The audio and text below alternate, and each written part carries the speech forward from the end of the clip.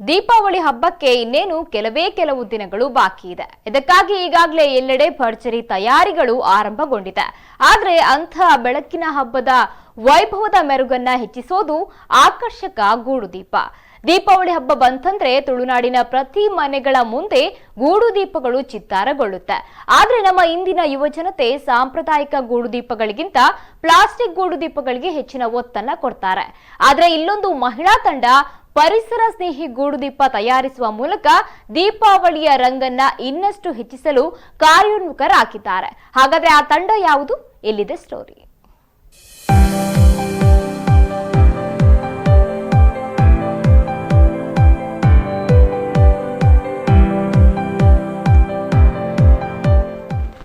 ನೋಡ್ತಾ ಇದ್ದ ಹಾಗೆ ಬೆಳಕಿನ ಹಬ್ಬ ದೀಪಾವಳಿ ಬಂದೇ ಬಿಡ್ತು.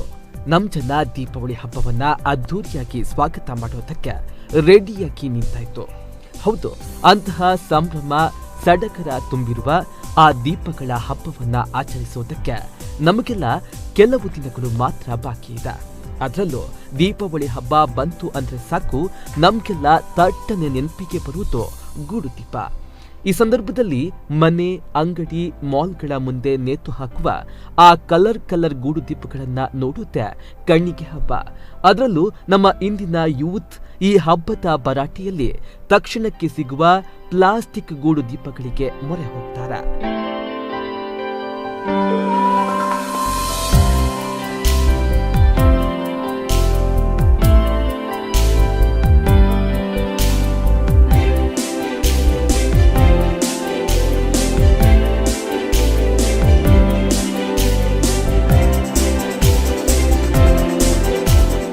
ಆದ್ರೆ ಪ್ಲಾಸ್ಟಿಕ್ ಗೂಡು ದೀಪಗಳಿಗೆ ಸೆಡ್ಡೆ ಹೊಡೆಯುವ ರೀತಿಯಲ್ಲಿ ಉಡುಪಿ ಮಹಿಳಾ ಮಣಿಗಳ ತಂಡವೊಂದು ಪೇಪರ್ ಗೂಡು ದೀಪದ ತಯಾರಿಕೆಯಲ್ಲಿ ತೊಡಗಿದ್ದು ಇದೀಗ ಸಾರ್ವಜನಿಕ ವಲಯಗಳಲ್ಲಿ ಭಾರಿ ಪ್ರಶಂಸೆಗೆ ಪಾತ್ರವಾಗಿದೆ.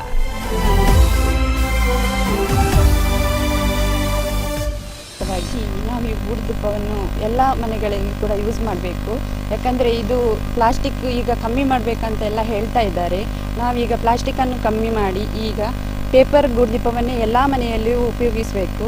ಈ ಪೇಪರ್ ಗೂಡು ದೀಪ ಮುಂಚಿನ ಕಾಲದಿಂದಲೂ ಎಲ್ಲರ ಮನೆಯಲ್ಲಿ ಸಹ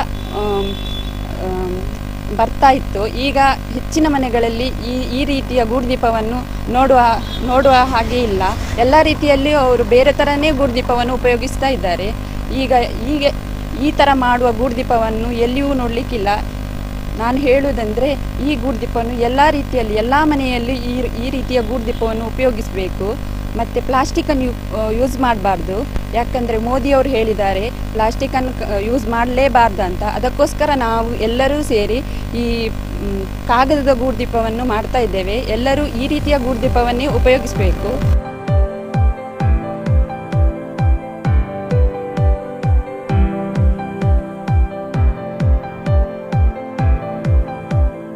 ಸಾಮಾನ್ಯವಾಗಿ 3-4 ದಶಕಗಳ ಹಿಂದೆ ಬಿದಿರು, ಪೇಪರ್, ನೂಲು, ಕಾಗದದ ಹೂವುಗಳನ್ನ ಬಳಸಿ ಅಪ್ಪಟ ಸಾಂಪ್ರದಾಯಿಕ ಗೂಡು ದೀಪ ತಯಾರಿಸುವುದನ್ನ ನಾವು ಕೇಳಿದ್ದೇವೆ. ಆದ್ರೆ ಕಾಲಕ್ರಮೇಣ ಚೀನಾ ನಿರ್ಮಿತ ಪ್ಲಾಸ್ಟಿಕ್ ಗೂಡು ದೀಪಗಳು ಸಾಂಪ್ರದಾಯಿಕ ಗೂಡು ದೀಪಗಳ ಜಾಗವನ್ನ ಅತಿಕ್ರಮಿಸಿ ಮೆರೆದ್ವು. ಈ ಸಂದರ್ಭದಲ್ಲಿ ಸಾಂಪ್ರದಾಯಿಕ ಗೂಡು ದೀಪಗಳು ತನ್ನ ಅಸ್ತಿತ್ವವನ್ನ ಕಳೆದುಕೊಂಡು ಬಿಟ್ಟವು. ಇನ್ನೇನು ಸಾಂಪ್ರದಾಯಿಕ ಗೂಡು ದೀಪಗಳ ಜಮಾನ ಮುಗಿದೆ ಹೋಯಿತು ಅಂದುಕೊಳ್ಳುವ ಹೊತ್ತಿಗೆ ಉಡುಪಿಯ ಮೂಡಬೆಟ್ಟುವಿನ ಮಹಿಳೆಯರು ಈ ಸಾಂಪ್ರದಾಯಿಕ ಗೂಡು ದೀಪಗಳನ್ನ ಮತ್ತೆ ಬೆಳಕಿಗೆ ತಂದ್ರು.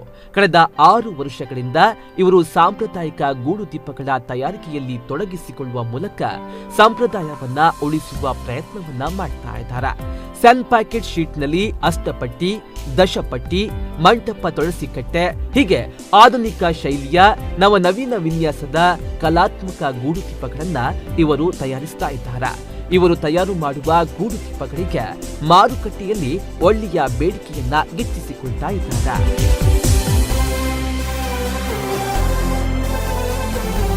ಒಂದು 6 ವರ್ಷಗಳಿಂದ ಇದನ್ನು ಮಾಡಲಿಕ್ಕೆ ಸ್ಟಾರ್ಟ್ ಮಾಡಿದ್ದೇವೆ. ಇದಕ್ಕೆ ಇವಾಗ ತುಂಬ ಬೇಡಿಕೆಗಳು ಬರ್ತಾ ಇದೆ. ಸೊ ಆಲ್ಮೋಸ್ಟ್ ಪ್ಲಾಸ್ಟಿಕ್ಕಿಂದ ತುಂಬ ಎಲ್ಲ ಜನಗಳು ಪ್ಲಾಸ್ಟಿಕ್ಕನ್ನು ದೂರ ಮಾಡಿ ಇವಾಗ ಇಂಥ ಒಂದು ಗೂಡುದೀಪವನ್ನು ಯೂಸ್ ಮಾಡಲಿಕ್ಕೆ ಸ್ಟಾರ್ಟ್ ಮಾಡಿದ್ದಾರೆ. ಸೊ ಇದಕ್ಕೆ ಈಗ ಬೇಡಿಕೆ ತುಂಬ ಜಾಸ್ತಿ ಆಗ್ತಾ ಇದೆ.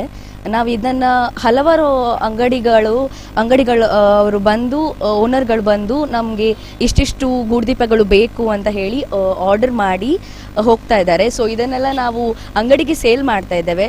ಫಾರ್ ಆಲ್ಮೋಸ್ಟ್ ಒಂದು 750-850 ತನಕ ನಾವು ಒಂದೊಂದು ಗೂಡುದೀಪಕ್ಕೆ ರೇಟ್ ಮಾಡಿ ನಾವು ಮಾಡ್ತಾ ಇದ್ದೇವೆ.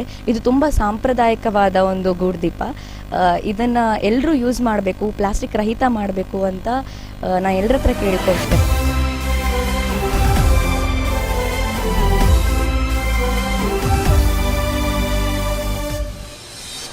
ಆಧುನಿಕ ಭರಾಟೆಯ ಜೀವನದ ಜಂಜಾಟದಲ್ಲಿ ನಮ್ಮ ತಲಾಂತರಗಳಿಂದ ಬೆಳೆದು ಬಂದ ಸಂಪ್ರದಾಯಗಳನ್ನ ಮುರಿದು ಶಾರ್ಟ್ ಕಟ್ ಲೈಫ್ಗೆ ಪರಿವರ್ತನೆಯಾಗ್ತಾ ಇರುವಂತಹ ಈ ಕಾಲಘಟ್ಟದಲ್ಲಿ ಈ ಮಹಿಳಾ ಮಣಿಗಳು ಮಾಡುತ್ತಿರುವ ಕಾರ್ಯ ನಿಜಕ್ಕೂ ಶ್ಲಾಘನೀಯವಾಗಿದೆ.